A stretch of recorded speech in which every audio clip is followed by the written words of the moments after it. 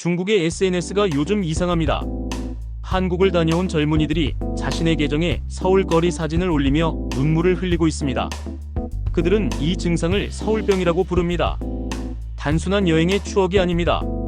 그들이 서울에서 경험한 것은 도시 그 이상의 무언가였습니다. 깨끗한 거리, 질서 있는 사람들, 그리고 낯선 이에게도 건네는 따뜻한 미소. 이 모든 것이 그들의 마음속 깊은 곳을 건드렸습니다. 베이징, 상하이, 광저우 같은 거대 도시에서 각박한 경쟁에 지친 그들에게 서울은 예상치 못한 위로였습니다.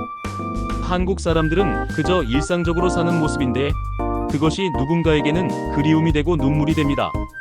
중국 틱톡에는 해시태그 서울병 해시태그가 달린 영상들이 수백만 조회수를 기록하며 퍼져나갑니다. 서울은 도시인데 사람 냄새가 난다는 댓글이 공감을 얻습니다. 우리가 당연하게 여기는 이 나라의 질서와 따뜻함이 이제는 세계 젊은이들이 동경하는 가치가 되었습니다. 시니어 세대 여러분이 일궈낸 이 나라가 어떻게 변했는지 한 중국 청년의 이야기를 통해 확인해 보시겠습니다. 그의 이름은 리아오, 26세 베이징 청년입니다. 그가 한국에서 겪은 일, 그리고 왜 그가 서울을 떠올리면 눈물을 흘리는지 들어보겠습니다. 이 이야기는 단순한 여행기가 아닙니다. 우리가 만든 사회가 얼마나 소중한지를 일깨워주는 증언입니다. 지금부터 리아오의 목소리로 그의 여정을 따라가 보겠습니다. 안녕하세요. 저는 리아오라고 합니다. 베이징에서 태어나고 자랐습니다. 제 또래 중국 젊은이들은 모두 비슷한 삶을 삽니다. 아침 7시에 일어나 지하철을 타고 밤 10시가 넘어서야 퇴근합니다.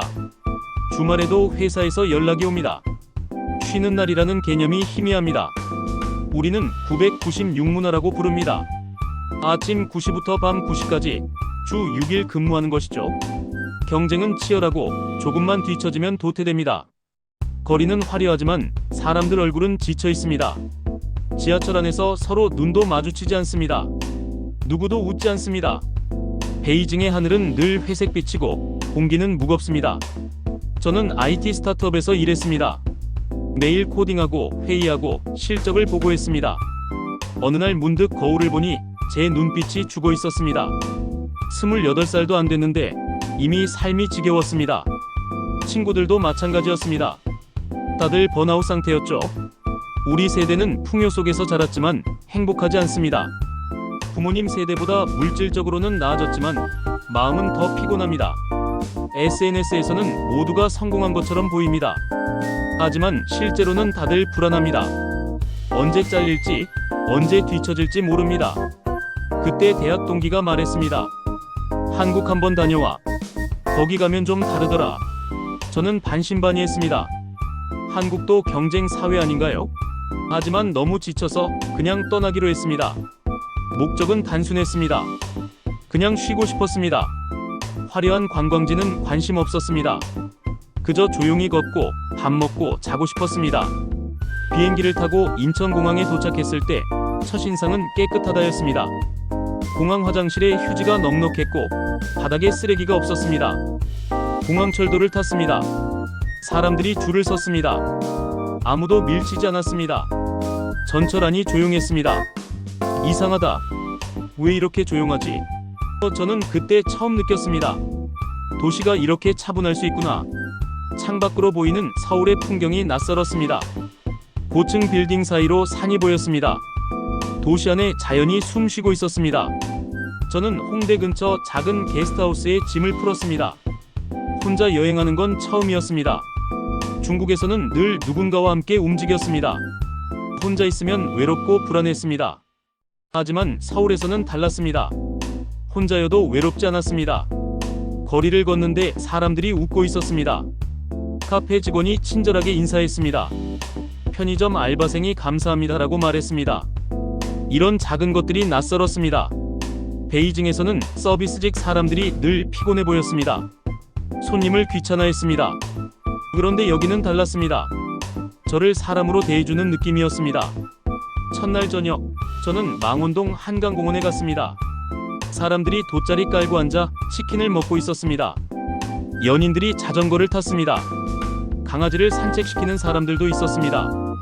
모두가 평온해 보였습니다. 저는 벤치에 앉아 한참을 바라봤습니다. 도시가 이렇게 여유로울 수 있구나. 한강물이 반짝이며 흘렀습니다.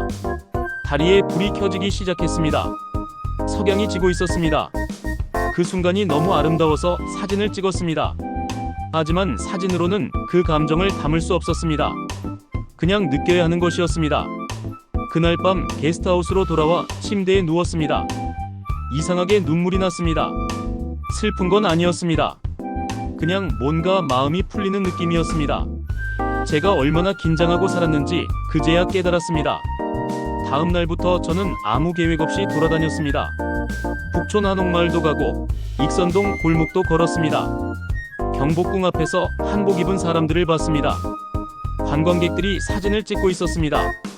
모두가 행복해 보였습니다. 저도 언제부터인가 자연스럽게 웃고 있었습니다. 사진을 찍는 제 손이 떨리지 않았습니다. 중국에 있을 때는 늘 조급했습니다. 뭔가를 해야 한다는 강박이 있었습니다. 그런데 서울에서는 그냥 존재하는 것만으로도 괜찮았습니다. 아무도 저를 재촉하지 않았습니다. 느리게 걸어도 멍하니 서 있어도 아무도 뭐라 하지 않았습니다. 사흘째 되던 날 사건이 일어났습니다. 저는 종로 쪽을 걷다가 길을 잃었습니다. 골목이 복잡했고 구글맵이 정확하지 않았습니다. 휴대폰 배터리가 5%밖에 남지 않았습니다. 보조 배터리를 게스트하우스에 두고 왔습니다. 당황했습니다. 어디로 가야 할지 몰랐습니다. 주변은 낯선 건물들 뿐이었습니다. 간판은 한글로 되어 있어서 읽을 수 없었습니다. 그때 비가 내리기 시작했습니다. 우산도 없었습니다. 저는 건물 처마 밑으로 피했습니다. 비는 점점 더 세게 쏟아졌습니다. 중국어로 검색하려 했지만 휴대폰이 꺼져버렸습니다. 완전히 고립된 기분이었습니다. 언어도 잘 모르고 길도 모르고 연락할 방법도 없었습니다. 베이징에서라면 이럴 때 누구도 도와주지 않습니다. 다들 바쁘고 남의 일에 관심 없습니다. 저는 그냥 비를 맞고 걸어가야겠다고 생각했습니다. 옷이 다 젖어도 어쩔 수 없었습니다. 그때였습니다. 50대쯤 되어 보이는 한국 아주머니 한 분이 다가왔습니다. 손에 장바구니를 들고 계셨습니다. 괜찮아요? 저는 깜짝 놀랐습니다. 아주머니가 자기 우산을 제 머리 위로 펼쳐주셨습니다. 비 많이 오네요. 어디 가세요? 저는 더듬더듬 영어로 지하철 찾아요 라고 했습니다. 아주머니는 고개를 끄덕이며 이쪽이에요 하고 우산을 같이 쓰며 걸었습니다. 2분 정도 같이 걸었을까요? 지하철역 입구가 보였습니다. 아주머니는 웃으며 여기에요. 조심해서 가요 하고 손을 흔들었습니다. 저는 감사합니다를 중국어로 했다가 다시 한국어로 감사합니다 하고 인사했습니다. 아주머니는 빙그레 웃으며 가버렸습니다. 저는 그 자리에 멍하니 서 있었습니다. 방금 무슨 일이 일어난 거죠? 낯선 외국인을 도와준 겁니다. 아무 대가도 바라지 않고요. 그냥 비 맞고 있으니까 도와준 겁니다. 아주머니는 제 이름도 어느 나라 사람인지도 몰랐습니다. 그냥 도와준 겁니다. 저는 지하철역 계단에 앉아 한참을 울었습니다. 지나가는 사람들이 이상하게 쳐다봤지만 상관없었습니다. 그 순간 깨달았습니다. 제가 그동안 얼마나 삭막한 곳에서 살았는지. 그날 이후 제 여행은 완전히 달라졌습니다. 저는 서울이라는 도시를 다시 보기 시작했습니다. 홍대 밤거리를 걸었습니다. 젊은이들이 버스킹을 하고 있었습니다. 사람들이 둘러서서 박수를 쳤습니다. 모두가 함께 즐기고 있었습니다. 중국에서는 이런 풍경이 드뭅니다. 길거리 공연은 단속 대상입니다. 하지만 여기서는 자유로웠습니다. 기타 치는 청년이 노래했습니다. 사람들이 돈을 던져줬습니다. 누군가는 따라 부르기도 했습니다. 그 자유로운 분위기가 부러웠습니다. 노래방에도 갔습니다. 혼자 노래방이었습니다. 처음엔 어색했지만 곧 신나게 불렀습니다. 중국 노래도 부르고 한국 노래도 따라 불렀습니다. 이 시간 동안 소리 지르며 노래했습니다. 나올 때는 마음이 가벼웠습니다. 언제 이렇게 크게 소리 내본 적이 있었나 싶었습니다. 분식집에서 떡볶이를 먹었습니다.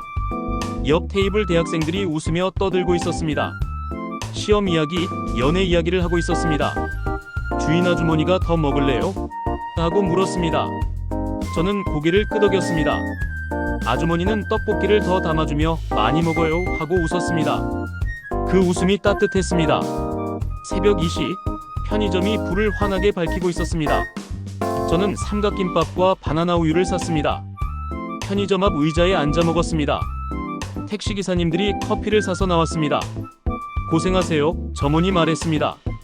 네, 안녕히 가세요, 기사님이 답했습니다. 이런 평범한 대화가 제게는 특별했습니다. 서로 존중하는 모습이었습니다. 밤거리가 안전했습니다. 여성들이 혼자 걸어다녔습니다.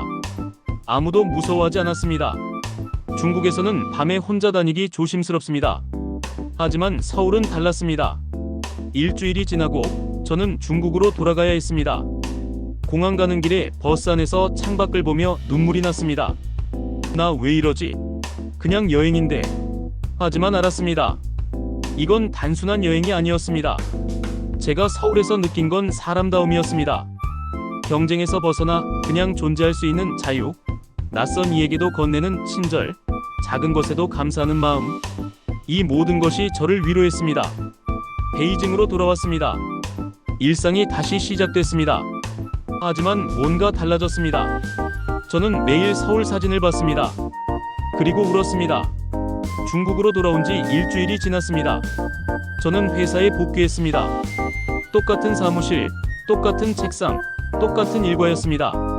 하지만 제 마음은 계속 서울에 있었습니다. 점심시간에 휴대폰으로 서울 사진을 봤습니다. 한강공원에서 찍은 사진, 북촌 골목길, 홍대 밤거리, 그날 우산을 씌워준 아주머니를 만난 골목까지. 사진만 봐도 눈물이 났습니다. 동료가 물었습니다. 왜 그래? 무슨 일 있어? 저는 대답할 수 없었습니다. 어떻게 설명하죠? 한국 여행 다녀왔는데 자꾸 눈물이 난다고. 이상하게 들릴 것 같았습니다. 주말에 집에서 영상을 만들었습니다. 서울에서 찍은 사진들을 모아 짧은 영상으로 편집했습니다. 배경음악은 한국 노래를 골랐습니다. 제목은 간단했습니다. 서울병에 걸렸다. 설명란에 썼습니다. 서울을 다녀온 후 이상하게 눈물이 난다. 거리가 그립고 사람들이 그립고 그 따뜻함이 그립다. 이게 서울병인가 보다. 틱톡에 올렸습니다. 처음엔 조회수가 몇백 정도였습니다. 그런데 하루가 지나자 10,000명이 넘었습니다. 댓글이 달리기 시작했습니다. 나도 서울 다녀온 후 매일 운다. 서울거리 사진만 봐도 눈물 난다. 그 아주머니 이야기 듣고 울었다. 한국 사람들 진짜 친절하더라. 서울은 도시인데 사람 냄새가 난다. 지하철에서 길 물어봤는데 직접 데려다 줬다. 한국 할머니가 사탕 주셨다. 이틀 후 조회수는 50만을 넘었습니다. 일주일 후엔 200만이 됐습니다. 제 틱톡 계정에 수천 개의 댓글이 달렸습니다. 다들 자기 이야기를 했습니다. 명동에서 길 잃었을 때 할머니가 손잡고 데려다준 이야기, 지하철에서 자리 양보받은 이야기, 식당에서 서비스로 반찬 더 준 이야기, 택시 기사님이 거스름돈 더 준 이야기. 서울병 해시태그가 중국 SNS에서 유행하기 시작했습니다. 수만 명이 자기도 서울병에 걸렸다고 고백했습니다. 어떤 사람은 서울에서 찍은 사진을 벽지로 해놨다고 했습니다. 어떤 사람은 한국 드라마를 보며 운다고 했습니다. 중국 언론도 이 현상을 다뤘습니다. 중국 젊은이들 왜 서울에 빠졌나 같은 기사가 나왔습니다. 전문가들이 분석했습니다.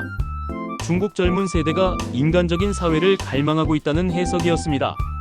서울은 이제 중국 젊은 세대에게 위로의 도시, 동경의 도시가 됐습니다. 화려함이 아니라 따뜻함으로 사랑받는 도시가 된 겁니다. 저는 결심했습니다. 다시 서울로 가야겠다고요. 이번엔 단순한 여행이 아니었습니다. 제 삶을 바꾸기 위한 선택이었습니다. 회사에 사직서를 냈습니다. 상사가 놀라며 물었습니다. 어디 가려고? 한국 갑니다. 왜? 거기서 살고 싶어요. 상사는 이해할 수 없다는 표정이었습니다. 한국이 뭐가 좋다고? 거기도 경쟁 사회야. 급여도 중국보다 낮을 텐데. 저는 웃으며 대답했습니다. 경쟁은 어디나 있죠. 하지만 서울엔 사람이 있어요. 돈보다 중요한 게 있어요. 부모님께도 말씀드렸습니다. 어머니는 걱정하셨습니다. 언어도 모르는데 어떻게 살려고? 외국에서 혼자 얼마나 외롭겠니? 배우면 돼요. 천천히요. 외로워도 괜찮아요. 거기 사람들이 따뜻해요. 아버지는 한참 생각하시다가 말씀하셨습니다. 내가 행복하면 됐다. 가거라. 하지만 힘들면 언제든 돌아와. 친구들에게도 알렸습니다. 대학 동기들과 작별 모임을 가졌습니다. 제가 말했습니다. 서울은 화려한 도시가 아니야. 하지만 사람 냄새가 나는 도시야. 거기선 내가 숨 쉴 수 있어. 내가 사람으로 존중받는 느낌이야. 친구 하나가 물었습니다. 진짜 그렇게 다른 곳이야? 응. 가보면 알아. 도시가 너를 대하는 방식이 다르거든. 거리가, 사람들이, 공기가 다 다르게 느껴져. 제 말은 친구들 사이에서 퍼져나갔습니다. SNS에도 공유됐습니다. 서울은 사람 냄새가 나는 도시라는 표현이 유행어가 됐습니다. 중국 젊은이들 사이에서 서울은 이제 꿈의 도시가 됐습니다. 화려함의 꿈이 아니라 인간다움의 꿈이었습니다. 한 달 후, 저는 인천공항에 다시 섰습니다. 이번엔 편도 티켓이었습니다. 큰 캐리어 2개를 끌고 입국했습니다. 게스트하우스가 아닌 원룸을 구했습니다. 마포구의 작은 방이었습니다. 한국어 학원에 등록했습니다. 매일 아침 학원에 가서 한국어를 배웠습니다. 오후에는 편의점에서 알바를 시작했습니다. 서울에서의 새 삶이 시작됐습니다. 쉽지 않았습니다. 언어가 어려웠고 외로울 때도 있었습니다. 문화 차이로 당황할 때도 많았습니다. 하지만 후회하지 않았습니다. 매일 아침 창문을 열면 서울이 저를 맞이했습니다. 그 공기, 그 소리, 그 따뜻함. 제가 찾던 게 바로 이거였습니다. 편의점 사장님이 친절했습니다. 한국어가 서툴러도 천천히 기다려주셨습니다. 실수하면 웃으며 다시 가르쳐주셨습니다. 1년이 지나 저는 한국 회사에 취직했습니다. 작은 디자인 회사였습니다. 한국어도 일상 대화는 가능해졌습니다. 제 틱톡에는 여전히 서울 이야기를 올립니다. 이제 조회수는 신경 쓰지 않습니다. 그냥 제 이야기를 기록합니다. 서울에서의 일상을 나눕니다. 지금 이 글을 읽는 한국의 시니어 여러분께 말씀드리고 싶습니다. 여러분이 읽어낸 이 나라가 얼마나 대단한지 아십니까? 저 같은 외국인 젊은이에게 한국은 단순한 관광지가 아닙니다. 희망입니다. 위로입니다. 그리고 꿈입니다. 여러분이 당연하게 여기는 것들, 깨끗한 거리, 질서 있는 지하철, 친절한 사람들, 안전한 밤거리, 이 모든 것이 세계 젊은이들에게는 동경의 대상입니다. 예전에는 한국이 선진국을 부러워했다고 들었습니다. 미국, 유럽, 일본을 동경했다고요? 하지만 지금은 시대가 바뀌었습니다.